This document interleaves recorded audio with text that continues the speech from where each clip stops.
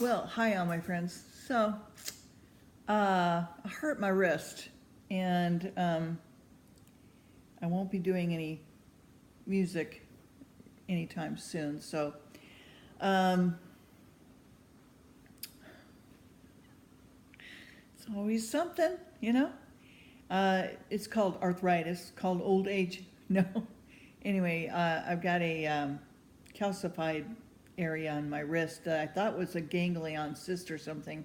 It just swelled up, and it was really sore, and so I went to the clinic, and the sports medicine doctor there, real cool gal.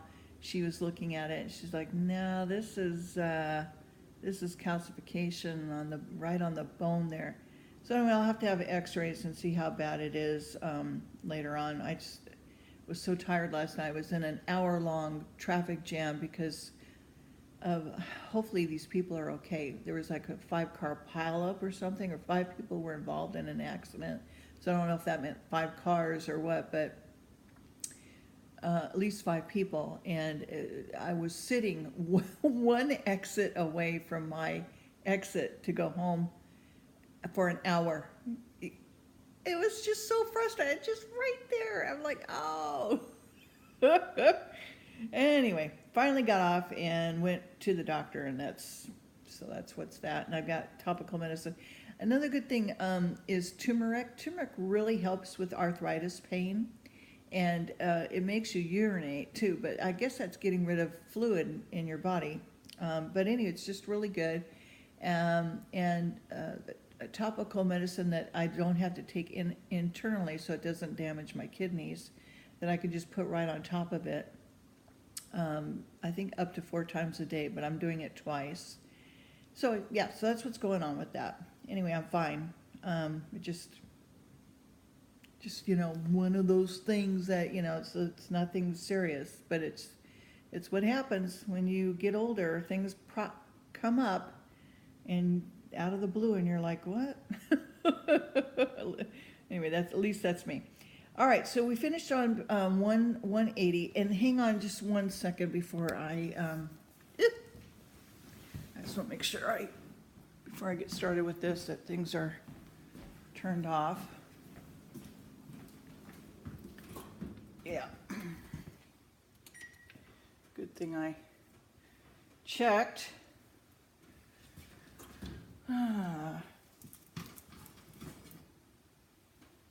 Okay.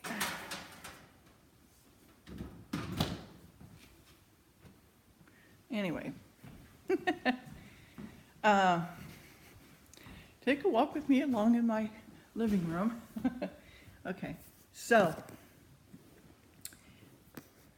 all right, there we go.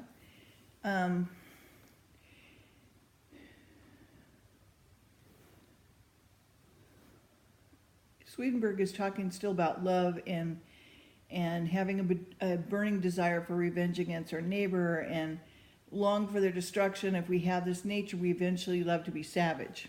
Okay, so the deeper, if we are deeper in this love, if we hate and persecute our neighbor for feeling that way, we are deeper still in love, and we have a burning desire for revenge against our neighbor and long for their destruction. If we have this nature, we eventually love to be savage. So we can see that nature of love of ourself by comparing it with the heavenly love. Heavenly love is a love for usefulness because it is useful.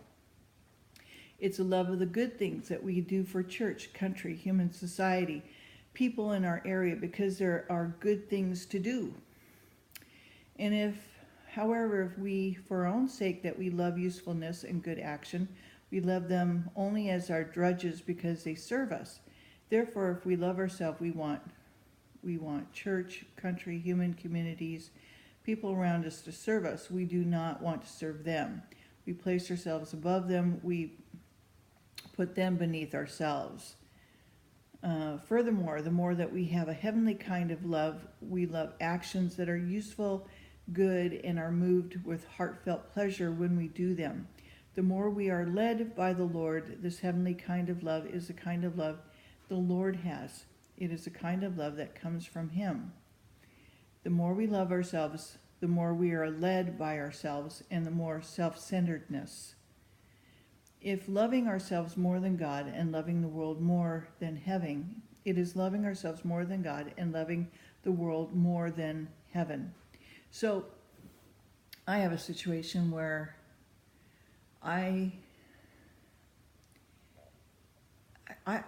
if something's bothering me or whatever, I tend to want to just like be a hermit and just go, just get away from the situation.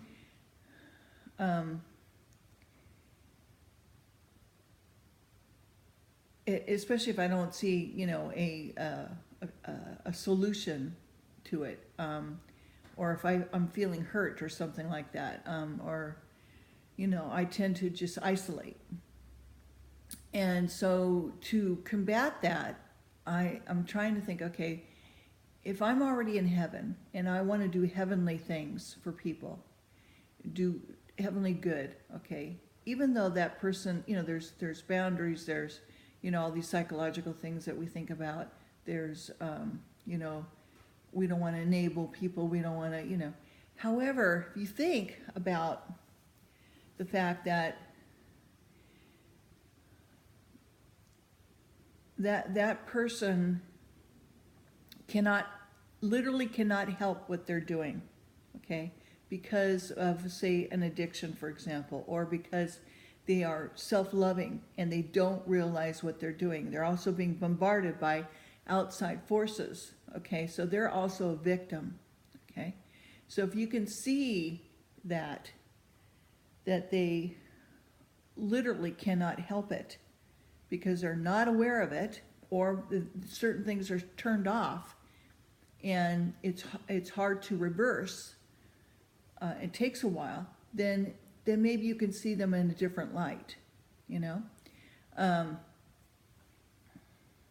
So I have a situation where I need to, okay, what can I do to make that person just be their better self, to make it better, to make them happier, to get them out of that place. What can I do, to make it better?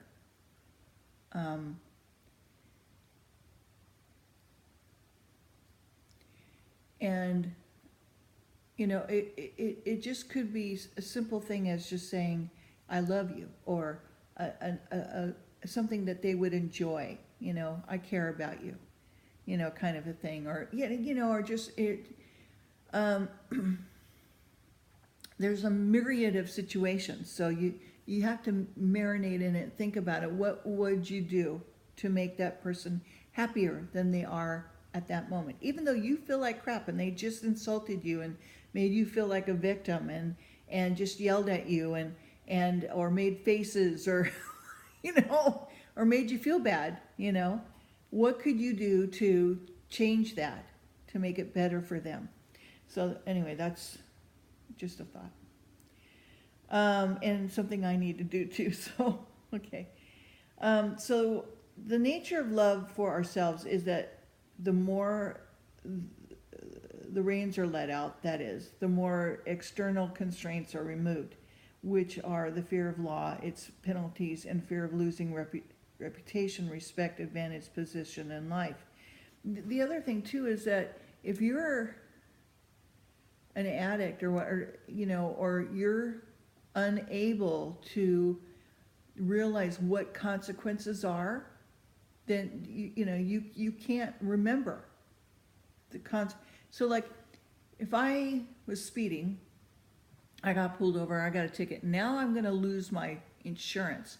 That consequence is like, do I really want to speed again? No, because I don't want that consequence. It's like that old thing. Do you want to get in trouble? Do Dad have to pull out the belt? No, right? I don't want that consequence. Okay, so the more our love for ourselves rushes on until it wants to control not only the entire planet, but also heaven and even God himself, it never has a limit or an end. Kind of like Satan, right? The limitless desire for control lies hidden within all people who are in love with themselves. Although it is not visible to the world as long as the reins and constraints just mentioned hold them back, the nature of all people like this is whenever further progress upward becomes impossible for them, they stay where they are until moving up becomes possible again. And this explains why the people who love themselves like this are unaware that there is an insane, limitless obsession hiding inside of them. They're just not aware of it. I wasn't aware of it, so no one can avoid seeing the truth of this. However, when looking at powerful people and monarchs, people who lack reins, constraints, and impossibilities, they rush on, overpower whole provinces and countries as long as they keep succeeding. They aspire to power, glory beyond all limits. This is particularly the case with people who extend their domain into heaven and transfer all the Lord's divine power to themselves. They always crave more. There's just no end to it. There are two kinds of ruling power. One comes from love of our neighbor. The other comes from love of ourselves. There are the opposites to each other. If we have a ruling power because we love our neighbors, we want what is good for all. We love nothing more than being useful in serving others. Serving others is doing good and useful things for them because we wish them well. This is what we love to do and what gives pleasure to our heart. In this case, the more we promote to high positions, the happier we are. The more we are promoted to high positions, the happier we are. Not because of the high position, but because of the useful things we can do with a wider scope and greater magnitude. This is the nature of ruling power in the heavens. Yeah, so if you think, if I won all, $1 trillion, what could I do with that money? Not what can I do for myself, what can I do for others with that money? That's how I think. I mean, yes, would I pay off all my bills? Yes.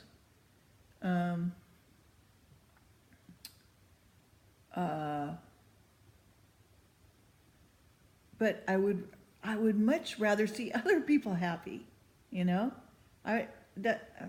that's just me. I would rather get their needs met, find a solution for this or that, whatever it may be, homelessness or fixing our planet, that kind of stuff that's going to be long lasting and better for everyone.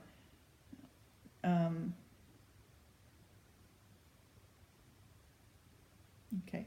On the other hand, we have a ruling power because we love ourselves. We want what is good for no one except ourselves and our own. The useful things we do are for our own honor and glory. As far as we are concerned, honor and glory are the only real useful things. If we serve others, it's for the purpose of being served and honored and having power. We pursue high positions, not for the good things we could do, but to have importance and glory and heartfelt pleasure they bring us. Okay, so that's self-love. The particular love for ruling power that people had stays with them after their life in the world, and people who had power because they loved their neighbor were entrusted with powers of heaven. In that situation, they do not have the power. The good and useful causes they love have the power. When good and useful causes have the power, the Lord has the power. So that's what I'm going to stop right there.